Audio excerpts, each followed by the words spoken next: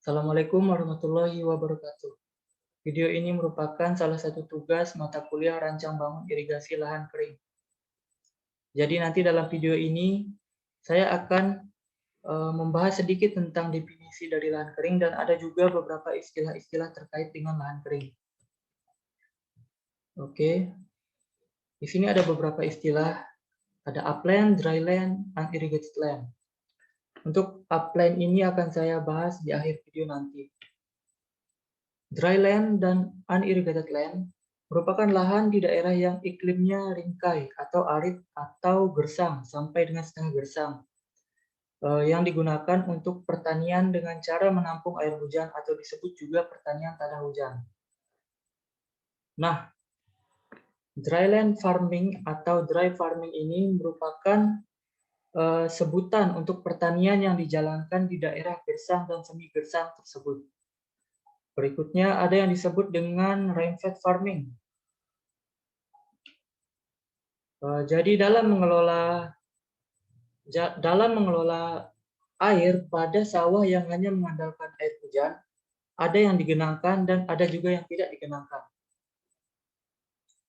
Seperti padi sawah misalnya merupakan tanaman yang tumbuh di genangan air. Jika airnya berasal dari air hujan, maka itulah yang disebut dengan rainfed farming. Jadi istilah rainfed farming ini adalah istilah untuk pertanian yang memanfaatkan curah hujan langsung. Sedangkan dryland farming ini merupakan istilah untuk penanaman secara kering di daerah yang curah hujannya terbatas. Untuk pengelolaan airnya memerlukan cara khusus, yakni rainwater harvesting. Jadi berbeda, rainfed farming dan dryland farming memang sama-sama memanfaatkan curah hujan. Kan tetapi rainfed farming tidak melakukan penanaman secara kering, sementara dryland farming melakukan penanaman secara kering. Oke.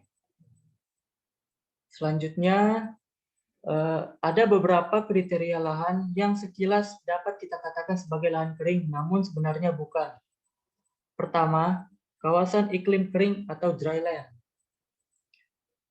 Ini merupakan daerah yang curah hujannya rendah dan evaporasinya tinggi sehingga tidak bisa mendukung pertanian tanpa irigasi. Kemudian yang kedua, ada upland. Upland atau tanah yang berada di ketinggian dengan drainase alamiah yang lancar. Dan yang ketiga ada lahan pertanian yang diusahakan tanpa penggenangan. Yang ketiga ini disebut dengan lahan kering. Jadi yang disebut sebagai pertanian lahan kering ialah pertanian yang diusahakan tanpa menggenangi lahan garapan. Nah, suatu lahan dapat disebut lahan kering dan lahan basah pada waktu yang berbeda. Jadi tergantung dari tanaman yang ditanam dan bagaimana penanamannya. Lahan dapat disebut kering ketika ditanami palawija, namun bisa juga disebut basah ketika ditanami padi. Yang terakhir yaitu upland atau tanah atasan. Upland sesuai dengan namanya merupakan lahan yang berada pada lokasi yang lebih tinggi. Karena lokasinya yang tinggi, menyebabkan air akan mengalir ke bawah sehingga tanah ini memiliki drainase alamiah yang baik. Selain upland, ada juga namanya downland. Ini merupakan kebalikan dari upland. Oke, ini adalah ciri dari upland. Yang pertama, relief lebih mencolok. Ini akan berdampak pada kesulitan dalam mencapai lokasinya dan juga meningkatkan resiko pertanian seperti erosi. Yang kedua, yakni pelapukan tanah lebih jauh. Tanah yang mengalami pelapukan akan mengakibatkan penurunan produksi dan membuat lahan sulit diperbaiki sehingga memerlukan pengelolaan yang cermat. Ciri yang terakhir yaitu akan rentan terhadap erosi jika iklimnya dingin. Semakin tinggi lokasi, semakin rendah suhu udaranya sehingga tonjolan tanah akan lebih kasar. Hal itu akan mengakibatkan ragam komoditas yang bisa ditanam menjadi terbatas. Ya, itu saja yang bisa saya sampaikan. Kurang dan lebihnya saya mohon maaf.